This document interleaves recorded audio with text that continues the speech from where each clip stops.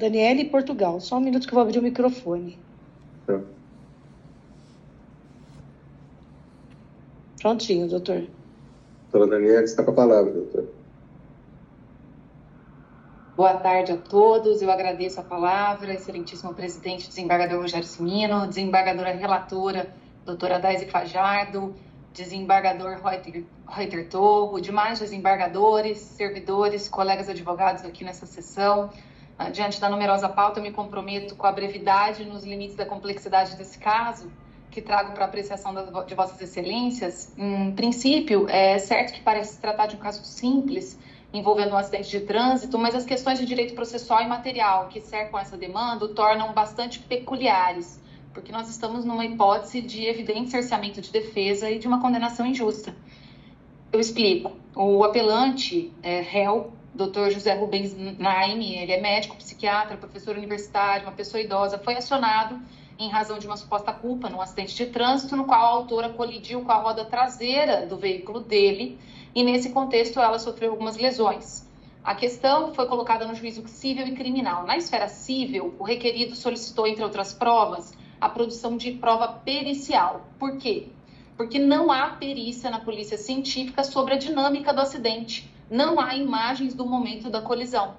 Contudo, esse pedido foi indeferido num despacho saneador sobre o pressuposto de que, tendo ocorrido um acordo de não persecução penal, o fato e a autoria estariam resolvidos e incontroversos, indicando, nessa hipótese, a não aplicação da independência entre as esferas civil e criminal, que consta da interpretação do artigo 935 do Código Civil. Essa decisão foi imediatamente impugnada por agravo de instrumento, contudo, essa colém da Câmara entendeu que não se tratava de matéria agravável, conforme o rol do Código de Processo Civil, ficando o debate para eventual apelação, como é agora. Nesse ponto, eu gostaria de destacar, excelências, a impossibilidade do uso de um acordo de não persecução penal como prova em qualquer procedimento, seja civil ou administrativo, seja por precedentes já estabelecidos pelo Supremo Tribunal Federal, assim como pelo Superior Tribunal de Justiça. As razões disso são inúmeras, começando pela grave violação aos direitos constitucionais do apelante.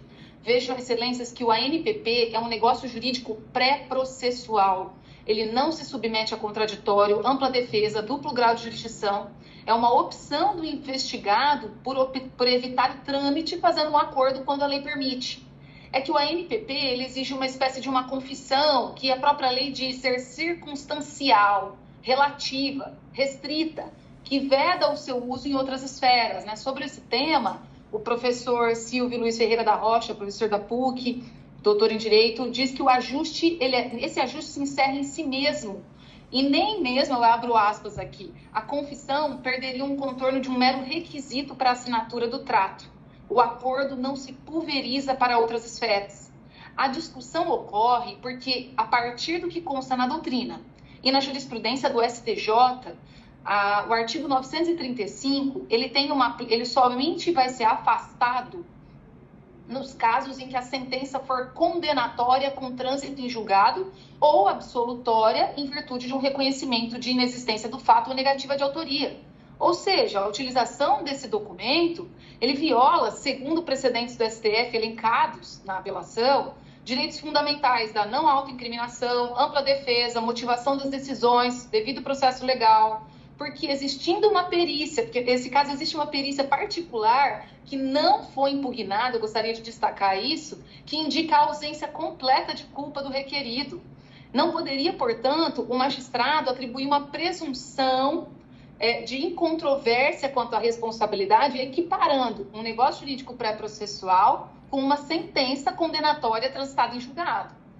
Com todo respeito ao juízo de primeiro grau, a aplicação do 935 do Código Civil, ela não se enquadra na hipótese delineada, seja em acordo de não persecução penal, seja acordo de colaboração premiada, e a razão é simples. O fundamento que autoriza a mitigação do princípio da independência entre as esferas decorre justamente de uma presunção que lá no processo penal, o standard probatório, ele é muito mais aprofundado e por isso poderia ser aproveitado no processo civil. Não houve standard probatório no processo penal nesse caso. Aliás, retomando aqui a doutrina do professor Silvio Luiz Ferreira da Rocha, a confissão realizada não produziria efeitos em outros procedimentos, porque órgãos de controle, mesmo cientes do teor da confissão, estariam obrigados a produzir prova nos novos procedimentos acerca da autoria e dos fatos em relação ao confesso. Não é por acaso, inclusive, que o Código de Processo Civil, quando admite, por exemplo, a prova emprestada, ele só admite se aquela prova tiver sido tomada em um procedimento em que houve o respeito inquestionável ao contraditório e à ampla defesa. É um direito do apelante ver a ação julgada improcedente, em especial porque, nesse caso, há uma perícia que indica a isenção da sua responsabilidade. Nesse mesmo sentido, eu gostaria de destacar o precedente em que há um voto do ministro Gilmar Mendes, quando ele diz, abro aspas, a utilização de tais elementos probatórios produzidos pelo próprio colaborador em seu prejuízo de modo distinto do firmado com a acusação e homologado pelo judiciário é prática abusiva que viola o direito à não autoincriminação. E é por essa razão que nos parece muito relevante que este tribunal, essa colenda Câmara, atribua a adequada interpretação ao artigo 935 do Código Civil, determinando que o juízo de primeiro grau reconheça que o acordo de não persecução penal, por si só, não poderia ser aproveitado no juízo civil como foi e determine, portanto, a produção de uma prova pericial adequada, né, pelos profissionais nomeados pelo juízo de primeiro grau, garantindo, assim, a adequada avaliação do caso. No mais, excelências, caso essa preliminar, que nos parece de extrema relevância, não seja acolhida, no mérito, a questão também precisa ser reformada.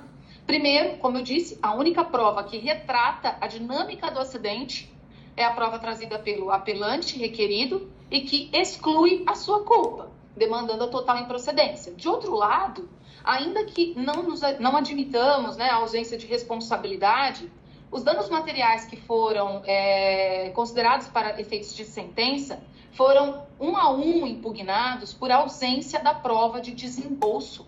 Não bastam meros recibos, é preciso desembolso, a jurisprudência farta nesse sentido.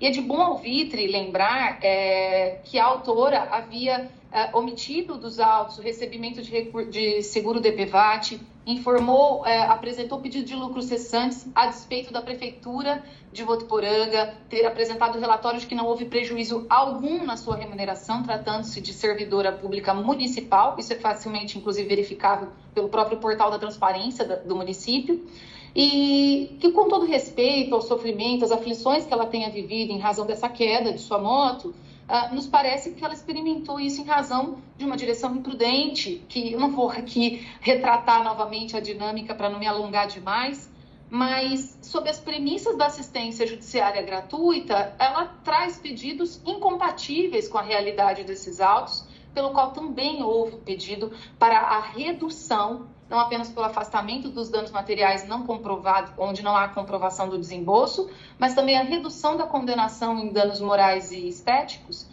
obedecendo, nos termos já apresentados, a dinâmica do método bifásico estabelecido pelo Superior Tribunal de Justiça.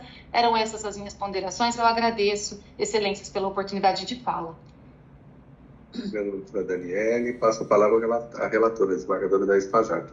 Obrigada, senhor presidente. Eu também cumprimento a nobre advogada pela sustentação oral. E eu vou pedir vista desse caso, senhor presidente. Vou retirar de julgamento pela relatora após a sustentação da doutora Daniele, advogada. Boa tarde, doutora. Vamos para o próximo. Uhul! Parabéns, Dandé!